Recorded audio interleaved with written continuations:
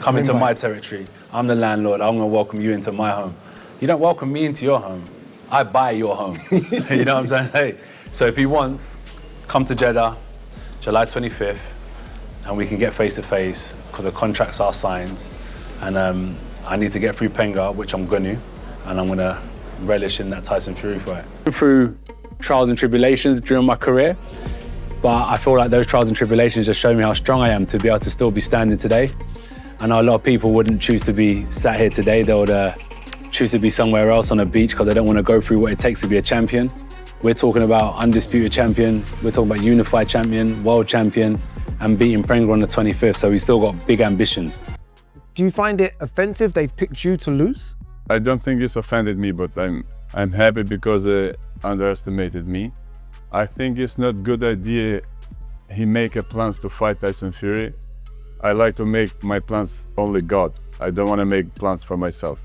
Because if I make a plan for myself, I want to go on top of God, and I can't do that.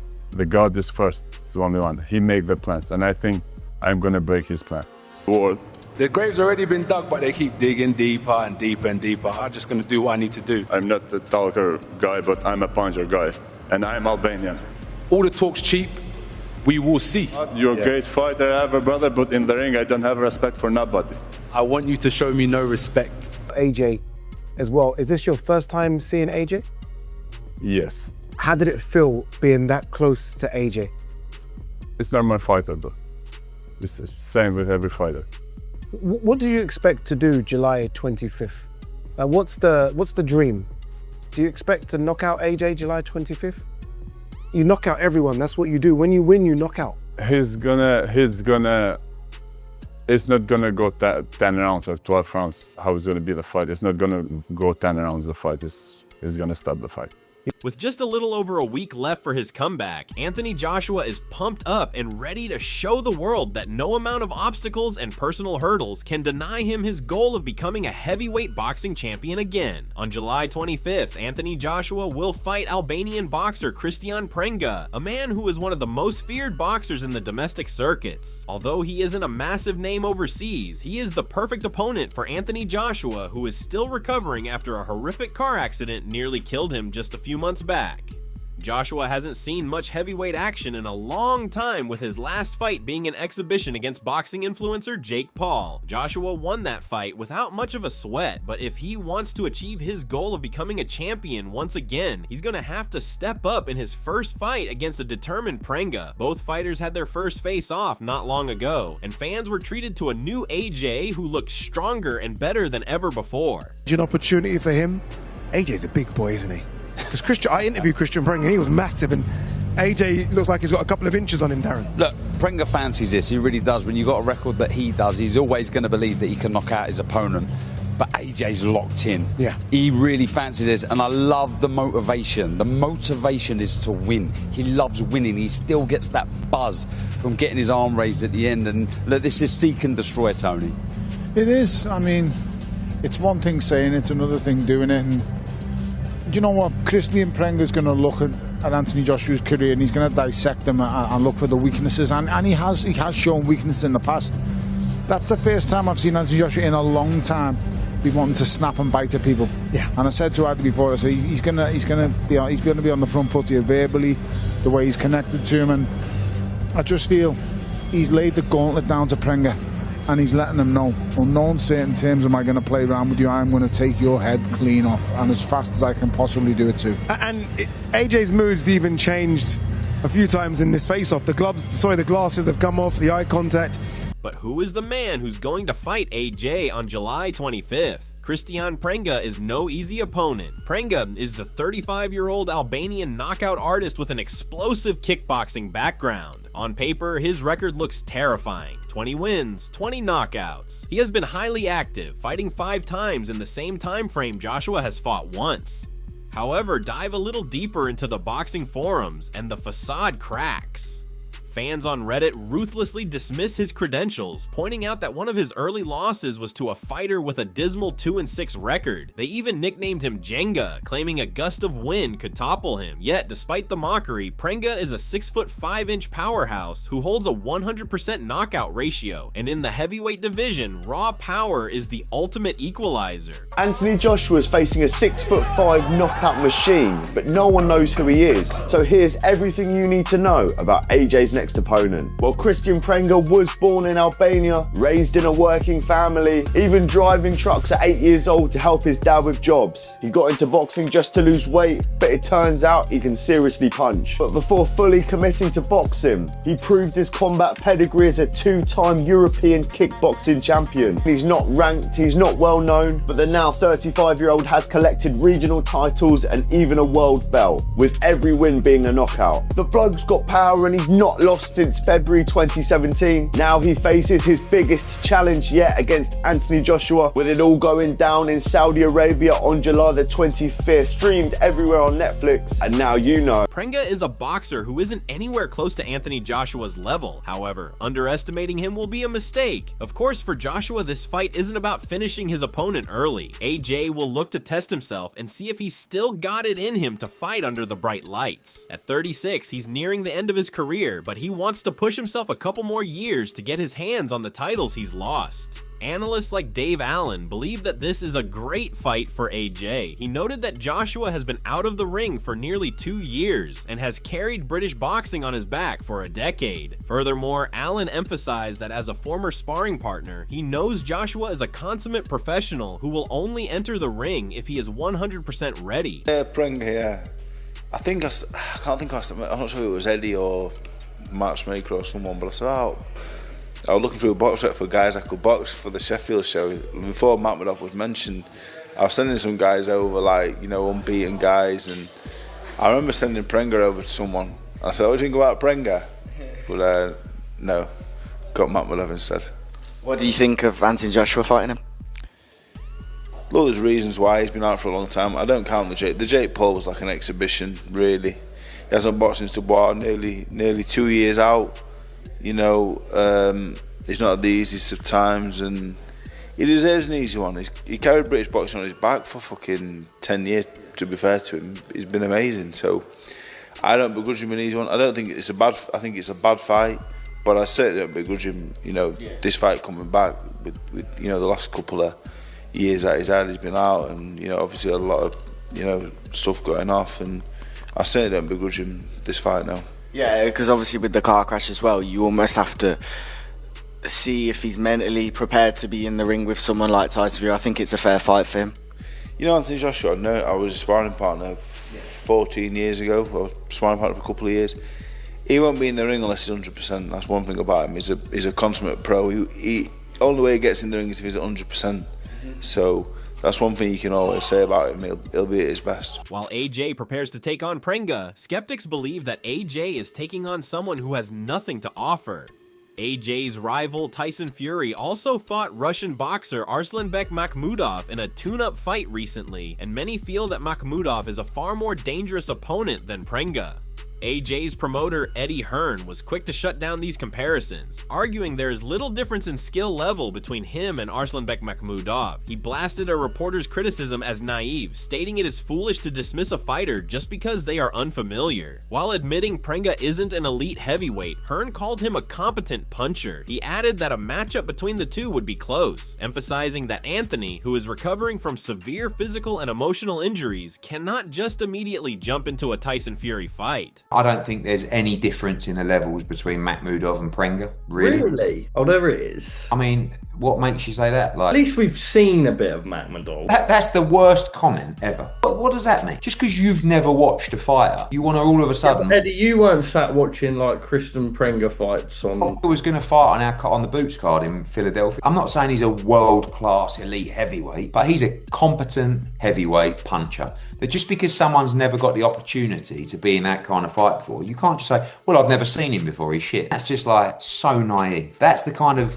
That's the kind of opinion that a 19-year-old dweeb from the Cotswolds would have. I truly believe that if Makhmudov fought Prenga, there'd be nothing in the fight. I'll be honest with you, there are a lot of questions to answer. People like Frank Warren saying that, I get it, but you've also got to understand what he's been through, physically as well, not just mentally and emotionally, but like the injuries. You can't just come back into a fight like Tyson Fury. You've got to go through this to prepare yourself for those moments. Joshua and his promoter recently sat down with DAZN for an interview, and the two talked about their past fights working together. AJ explained that the massive pressure he felt during major career milestones, specifically his legendary showdown with Vladimir Klitschko and his high-stakes rematch against Andy Ruiz Jr., was fueled by intense psychological elements that the public rarely sees. He notes that the external hype and pressure to perform were immense. When discussing his greatest career victories based on pure internal feeling, Joshua highlights two specific fights: his intense British title scrap against Dillian Whyte and the immense pressure of the Ruiz 2 rematch, where critics were actively telling him to retire. Joshua plans to use the same pressure he's going through currently to fuel him and move on to achieve the goals he has now post-comeback.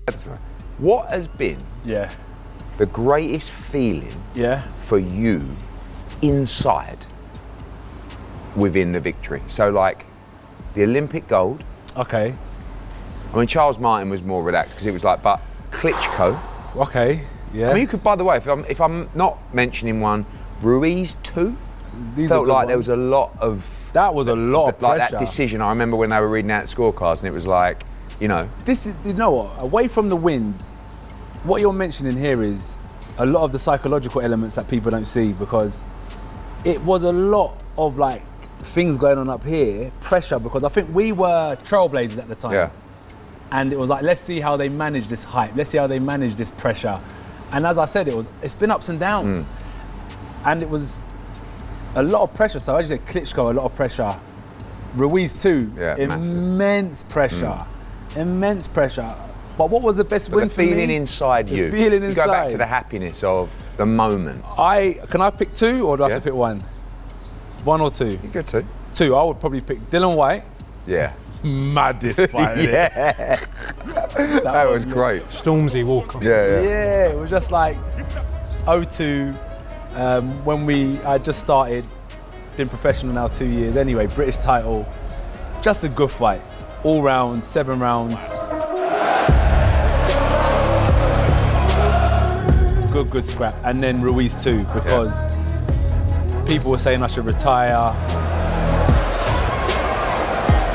Done, and if I don't win, I don't have any chance of getting back onto the heavyweight rankings. There's a lot of pressure, so yeah, it was just not revealing, but it was like I knew I could do it, and I'm gonna prove to you I can do it. You're so funny when you get the win. AJ has currently transformed his perspective on success, shifting his focus toward education, hard work, integrity, and family legacy. Following him, advice from Barry Hearn, Joshua shut down underperforming outside ventures to channel all of his energy back into boxing to regain the heavyweight championship. He dismisses outside criticisms regarding his hunger, identifying himself as a fighter through and through who gives 100% strictly to prove it to himself. Because I saw these values when I first started. And it's been good for me in a way because it's paid off. I've tried to do business outside of boxing, but the bad side of it is I was trying to do too much outside of boxing, trying to become a respected businessman while being a world level athlete. Now, you know, Barry Hearn, the legend, a non-exec board member, has given me advice.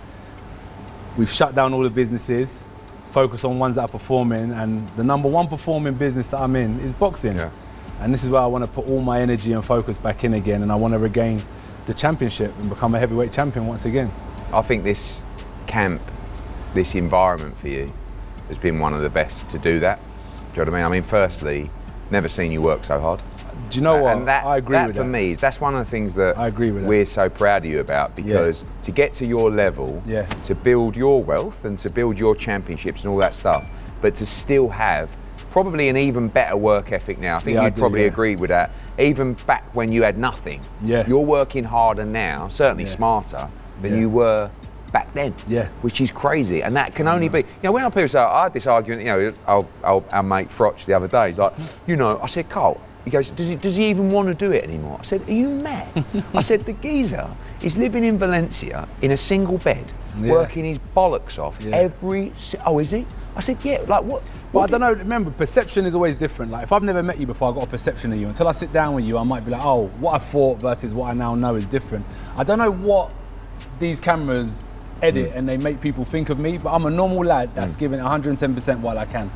This is what we do. I'm a fighter through and through, and I believe in myself. However far that takes me, let it take me all the way, because I'm going to give myself 100% to the game.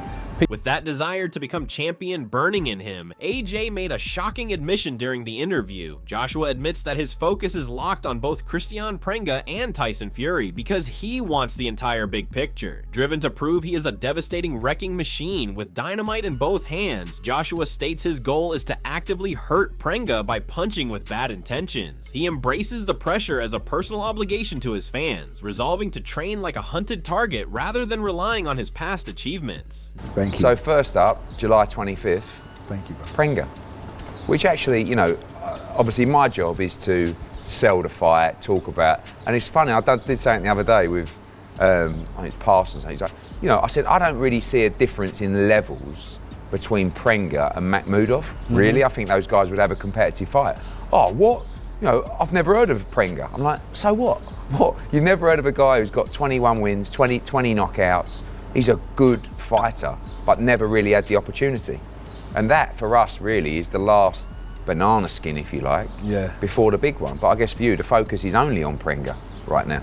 Well, if I'm going to be completely honest with you, it is on Prenga, but it's also on Fury, because I want it all. It's hard for me not to see such a big picture that's been painted in front of me and zoom in on one little corner of it. I've mentioned in this interview now, undisputed, world champion, Prenga, Fury. I want it all, and I'm looking at the big picture. Bring it all. When you go into that Prenga fight, is it like, because obviously I want to hurt Prenga. I want to hurt him. Yeah, definitely. Taking a lot of emotion out in that fight. And is there an element where it's like, it's not personal? No, of course, but he did. See, Fury got 12 rounds against Makhmudov. Yeah. Now, you had the Jake Paul fight, which was, listen, it was still rounds, whatever way you want to look at it. Yeah. But is it okay to go in and destroy this guy in 1 or 2 rounds? 100%. If I can, man, I got. Because we said that, didn't we? Remember we spoke after the Dubois-Wardley fight? Yeah. And I said to you, I was like, you know, in these fights, if you ever get the opportunity take him out. To get it over early, because then otherwise you're going to end up in those kind of fights. Yeah, you got to take him out.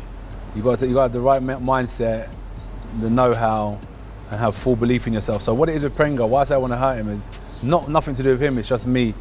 It's just I believe in myself and I know I can do it, and I want to prove to myself I'm a serious wrecking machine. I got dynamite in both hands and I want to punch with bad intentions. Do you feel? Joshua further explained that he places immense pressure on himself because he wants to perform, win, and secure the Tyson Fury fight. Recognizing he is a prime target for opponents like Prenga who are looking to change their lives, Joshua embraces a completely fresh mindset. He rejects coasting on past achievements or failures, choosing instead to train fiercely with the aggressive mentality of both the hunter and the hunted. Do you feel pressure in that fight, even though you're obviously a big favourite in the fight, because of what's to come, or you just put the pressure on yourself? Everything, pressure on the fight, on myself.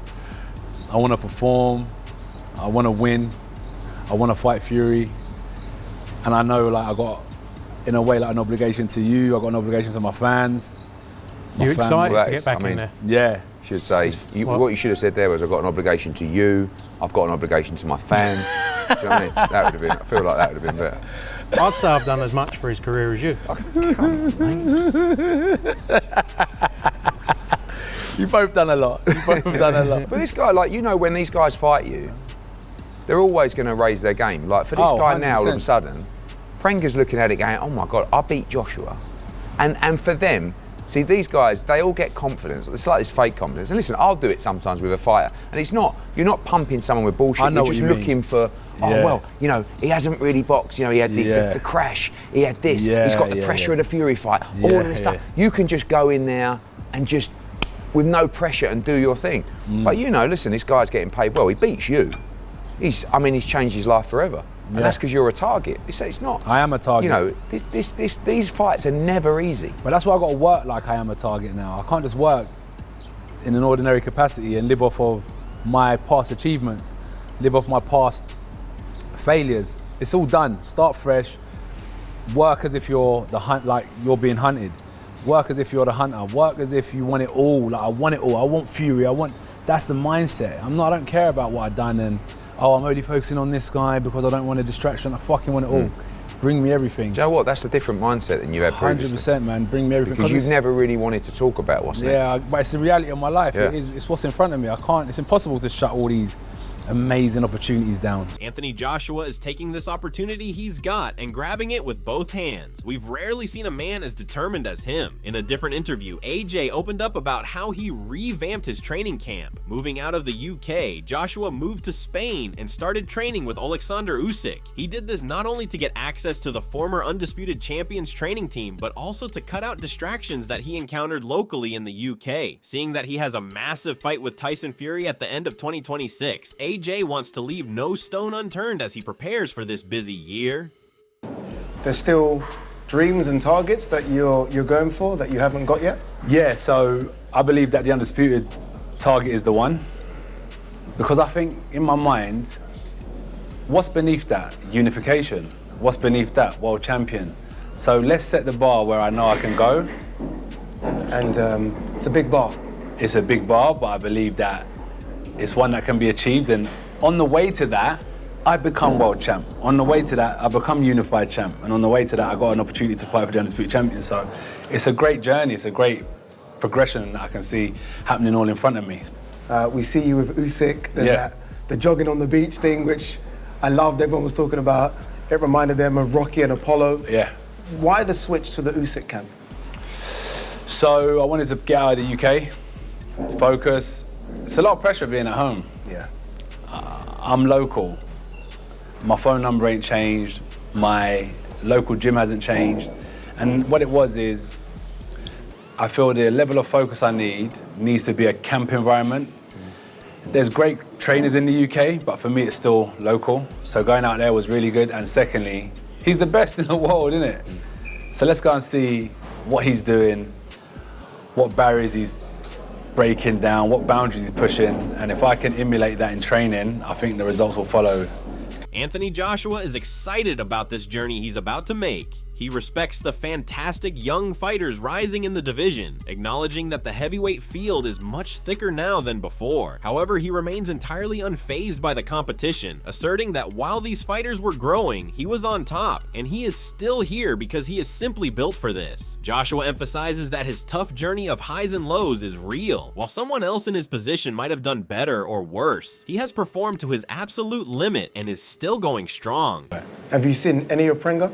Yeah, I watch him. I know a lot about Prenga. Not like I've been watching him for years, but after doing research, big, strong backgrounds, you know, working with his dad from a young age, like construction, driving trucks. He's actually had a long kickboxing career way before he was a boxer. Those kickboxers are dangerous. As we those kickboxers you are know dangerous. what I mean? Yeah. Dylan as well, kickboxing. So yeah, he knows his way around the ring. Yeah. Are you excited about Fury as much as we are? Or is it just an itch that needs to be scratched? No, I'm excited for Prenga. I'm excited for Fury. I'm excited to get through training camp because that's obviously the side that people don't see. It's challenging, but I feel with a positive mindset, the right attitude, I'll be able to push myself to places that will help me be victorious. And I'm looking forward to getting through a good training camp because it will help me perform in the ring. Final thing, a few years ago when I know Undisputed was a thing. Yeah. And you were very much on the trajectory to do it. The boxing world's changed so much since then. Yeah. There are now people that were as hungry as you were back then that want the opportunity 100%. to become Undisputed. Talma, Dubois, Wardley, they're all there. Hrgovic is there. Ajit Kabayel, right? Fantastic fighters. You might have to go through a lot of those guys. Guido. You know Guido? Guido Vianello. Sanchez. Who look very good. Look good, yeah. Yeah. Does that certainly won't worry you, but now the grass is a lot thicker. Yeah, and as you said, like, while they were growing, you were on top. And they're still growing, and I'm still here. I'm Still the built landlord. for this. I'm still the landlord. I'm just built for this in my own way. Yeah. You know, you can't fake the journey. It's real. It's been tough. There's highs and lows. Someone else in my position may have done better. Someone else sat in this seat may do worse. But I've done it to the best of my capability and I'm still going strong, trust me. The landlord wants to be the boss of the heavyweight division one final time, and judging by his body language, it's hard to rule him out. He might be past his prime, but his determination might just help him achieve his goals. Of course, he has to get past Kristian Prenga first, and this might be a tougher fight than expected. But what do you think? Can he beat Kristian Prenga on July 25th? Drop your predictions in the comments. That's all from today's video. If you enjoyed it, remember to leave a like, subscribe, and ring that bell icon so you never miss our upcoming videos. And don't forget to share your thoughts in the comments section. Stay tuned, and we will catch you in the next video.